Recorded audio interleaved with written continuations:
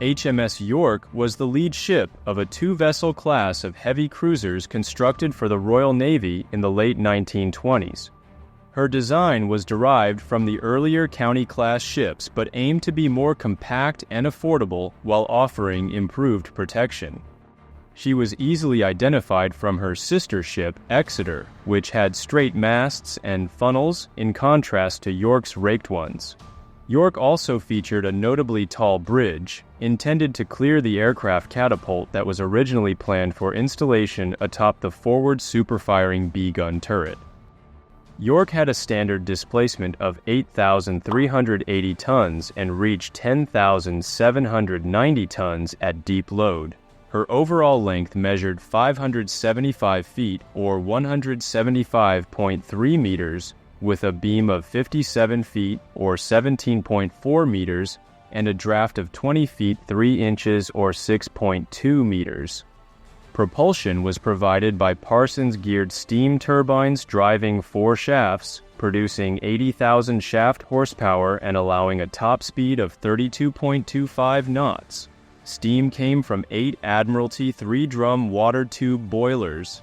York could carry up to 1,900 tons of fuel oil, giving her a range of 13,300 nautical miles at 12 knots. Her crew consisted of 628 officers and enlisted personnel. The ship was armed with 6 50-caliber 8-inch guns arranged in 3 twin turrets. For secondary armament, she carried 4 quick-firing 4-inch Mark X anti-aircraft guns in single mounts. York also featured 2 single-mounted 2-pounder light AA guns, commonly known as pom-poms. Additionally, she was equipped with 2 above-water triple torpedo tube mounts, each designed for launching 21-inch torpedoes. York did not have a full waterline armor belt. Her boiler and engine room sides were protected by 3 inches or 76 millimeters of armor, while the magazine sides were shielded by 4.375 inches or 111.1 millimeters. Transverse bulkheads at the ends of the machinery spaces were 3.5 inches or 89 millimeters thick. The tops and ends of the magazines were covered with 3-inch armor. The lower deck above the machinery and steering gear areas had 1.5 inches or 38 millimeters of protection. Space and weight had been allocated for a catapult and seaplane, though these were not installed until after completion. A second catapult, originally planned for B turret, was dropped during construction. York was laid down by Palmer's Shipbuilding and Iron Company at Jarrow on the 18th of May 1927, launched on the 17th of July 1928, and completed on the 1st of May 1930. Upon commissioning, she became the flagship of Vice Admiral Sir Reginald Drax and later his successor, Vice Admiral Matthew R. Best, of the 2nd Cruiser Squadron in the Home Fleet. From 1931 to 1934, she was under the command of Captain Richard Bevan, followed in Bermuda by Captain H.P. Boxer. York served as the flagship of the 8th Cruiser Squadron on the America and West Indies Station, based at the Royal Naval Dockyard on Ireland Island, Bermuda.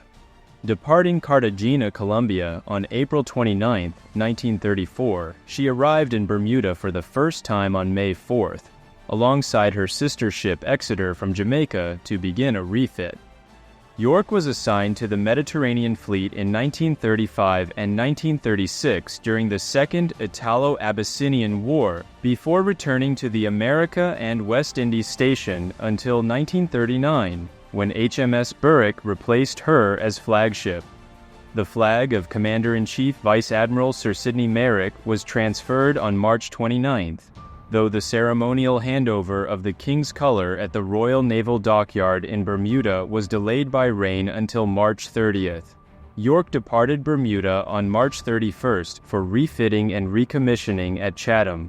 She left Chatham on August 2, 1939 to join the Royal Fleet Review at Spithead, then crossed the Atlantic to resume duties on the America and West Indies Station under Captain R. H. Portal, DSC.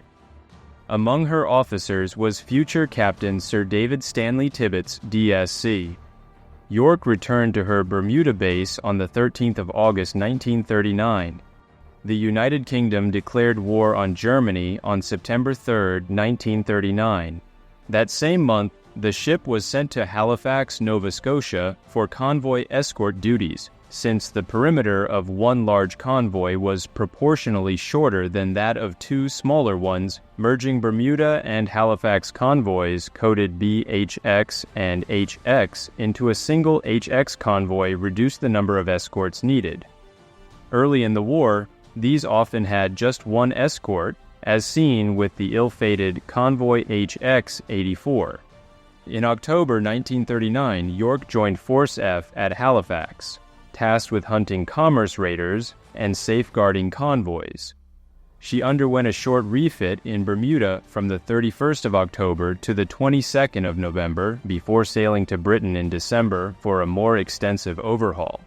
After completing refit on the 9th of February, she joined the 1st Cruiser Squadron of the Home Fleet. On March 3, 1940, York intercepted the German blockade runner Araucus near Iceland in the Denmark Strait, but the ship was scuttled by her crew to avoid capture. In early April 1940, York and her squadron were assigned to transport troops as part of Plan R4, the British strategy to invade Norway. The troops were disembarked on April 8 after the British received intelligence of Germany's imminent invasion, and the squadron under Vice Admiral John Cunningham joined the main force of the Home Fleet already at sea. On April 10th, the destroyer HMS Eclipse was severely damaged by an air attack, and York was tasked with towing her to Lerwick for repairs. Alongside the light cruisers HMS Manchester and HMS Birmingham, York transported the 1st Battalion of the Green Howards and other forces from Rosyth to Åndalsnes and Molde on April 24th. She returned home the following day. On the night of May 1st, York helped evacuate British and French troops from Namsos, operating with 3 French transports and several British destroyers. In August 1940, York was transferred to the Mediterranean Fleet and joined the 3rd Cruiser Squadron at Alexandria in late September after escorting a convoy via the Cape of Good Hope. Just 2 days later, she took part in Operation MB.5, during which the Mediterranean Fleet escorted the light cruisers HMS Liverpool and HMS Gloucester as they transported troops to Malta. On the 13th of October, during the action off Cape Passero, York sank the crippled and abandoned Italian destroyer Artigliere.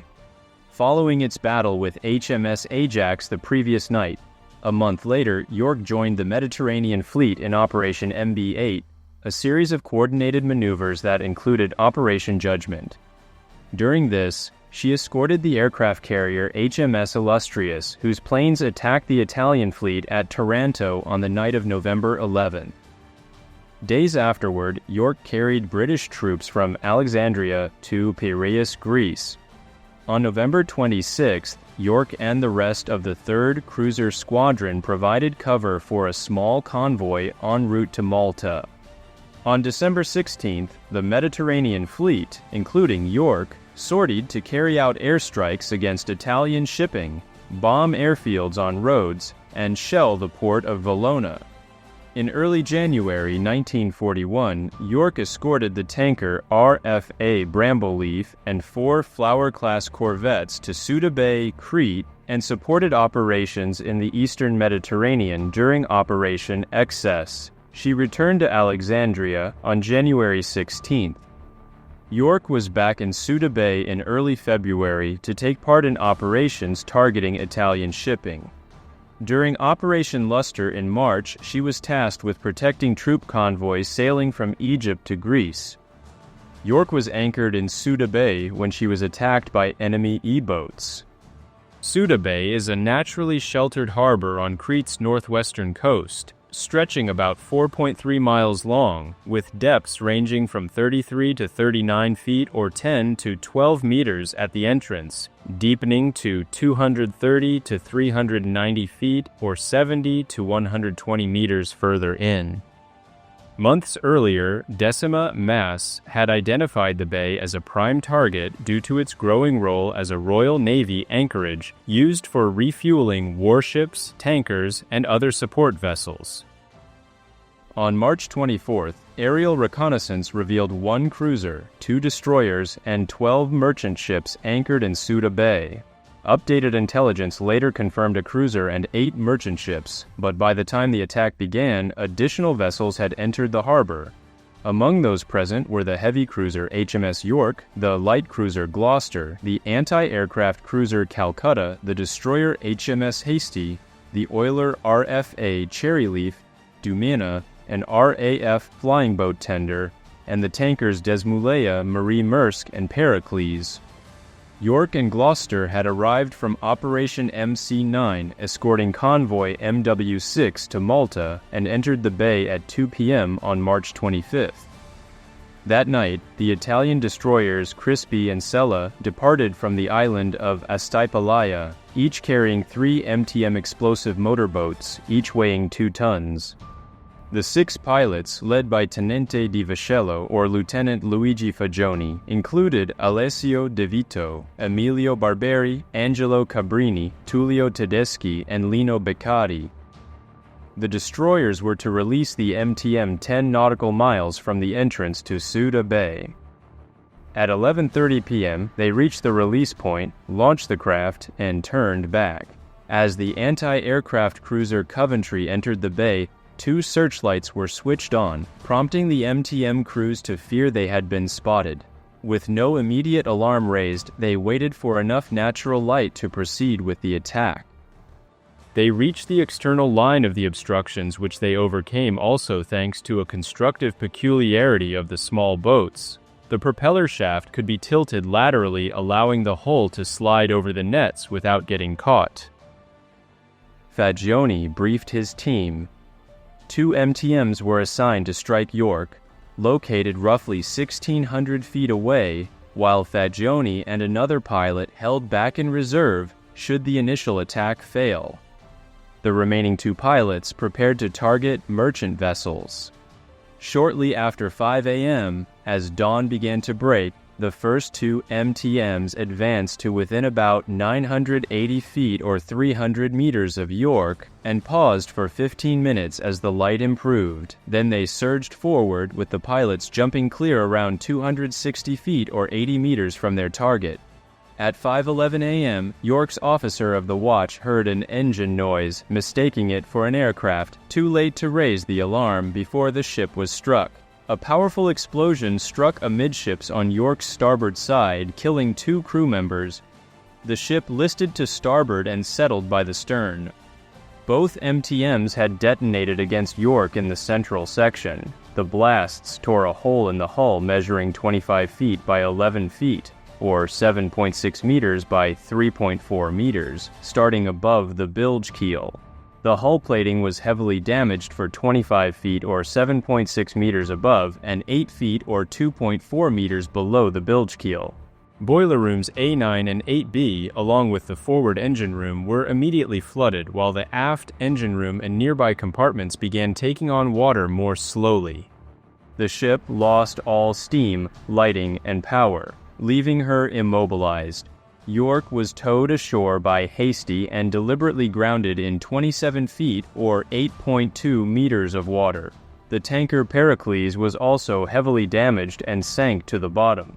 Base anti-aircraft gunners, mistaking the attack for an air raid, opened fire blindly. The ship's report included the following observations. The ample availability of hand torches was found to be invaluable. The installation of fixed torches for emergency lighting in the machinery spaces proved extremely useful. These points were highlighted as deficiencies in previously damaged cruisers. All 6 MTM pilots were captured and one of the craft was recovered intact. However, during inspection it exploded, injuring a British officer and damaging the vehicle. Italian sources claimed successful strikes that sank Pericles and another tanker. British reports, however, stated that both York and Pericles had been deliberately grounded while the remaining MTMs failed to hit their targets, one ending up beached. Initially, the prisoners were treated respectfully. Fagioni later recalled a British sailor remarking, "Good job, isn't it?" However, their treatment soon turned harsher. The men were subjected to a mock execution, with an officer appearing before them holding a black blindfold. After the staged firing squad, they were returned to captivity.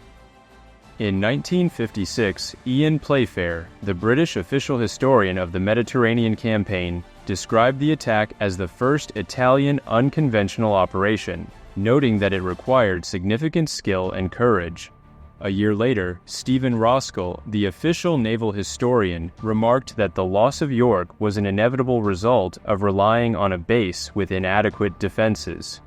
The vulnerability of Suda Bay limited its role to that of an advanced refueling station, compelling the Mediterranean fleet to operate out of Alexandria, located 500 nautical miles to the south. Writing in 2015, Green and Massignani stated that York's sinking marked the first successful use of the MTM, validating its effectiveness as a weapon. All 6 MTM pilots were later awarded the Medaglia d'Oro al Valor Militare for their actions. A salvage effort was launched with the submarine HMS Rover sent from Alexandria to provide York with electrical power. However, the operation was abandoned as heavy air attacks damaged Rover, forcing her to return to Egypt for repairs. The submarine had initially been supplying power to enable York's anti-aircraft guns to function, but sustained serious damage from bombing raids and had to be towed away. On May 18th, German bombers inflicted further damage, rendering the cruiser beyond recovery. During a salvage assessment, a bomb landed in the middle of the team, killing 2 divers.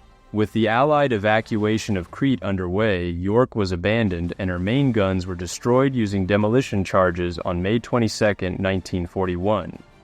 The Regia Marina and the Luftwaffe both claimed responsibility for the sinking of York, but the issue was ultimately settled by British records and York's war log, which had been recovered by Italian naval officers who boarded the half-submerged cruiser following the fall of Crete. Among the documents was a message from Captain Portal to his chief engineering officer which read, "Please take statements from all men who were in boiler and engine rooms when the ship was struck on the 26th, also from any men who can bear witness as to the RAs who were lost being in the engine room. I would like you also to make rough notes now, while events are fresh in your mind, of sequence of damage reports and appreciations as time went on. Also a log of events since we started pumping out. RP." In 1957, retired Admiral Marx Antonio Bragadin wrote that he had boarded York during the occupation of Crete prior to the arrival of German forces, and recovered documents confirming that the cruiser had already been sunk before any Luftwaffe attacks took place. He also noted that damage to the ship's superstructure had been caused by British demolition charges, not German bombs. In 2001, historian David Thomas also credited the loss of York to the actions of Decima Mas rather than the Luftwaffe. The wreck of HMS York was salvaged in February by an Italian shipbreaking firm and towed to Bari, Italy, where she arrived on the 3rd of March 1952 to be dismantled. The name York was later revived in 1981 for a Type 42 destroyer constructed by Hawthorne Leslie in Newcastle. The Royal Navy has continued to uphold the strong connection with the city of York.